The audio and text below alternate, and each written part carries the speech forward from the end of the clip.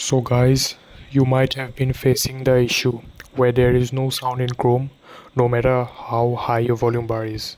So this had been a really frustrating issue for me myself and searched a lot of videos on YouTube but couldn't find one.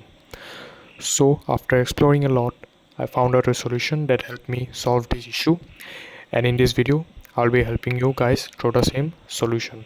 So let's get started.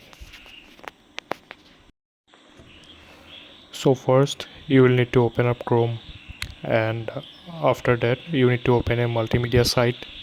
Here in case I am opening YouTube, uh, as you can see, and after that have a look on the bottom right corner of your screen and you will find a speaker icon. Click on that and click on open volume mixer settings, and then you will find out Chrome here, and by the options you will have to click on unmute icon and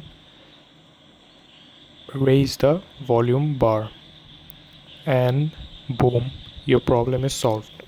Thank you guys for giving your time and hope. Do like the video.